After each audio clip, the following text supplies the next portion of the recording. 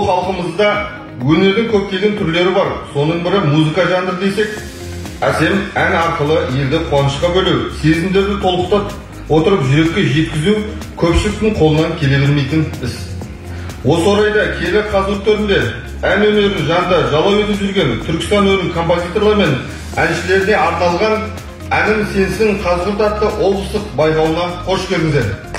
Құрметті сайысқа қатысушылар, ән көңілдің ажары, барша қатысушылар сәттілік тілей отырып, жиналған көрерменге әдемі көңіл күй сыйлайды деп сенемін. Бүгінгі өнер сайысын ашық деп жариялаймын.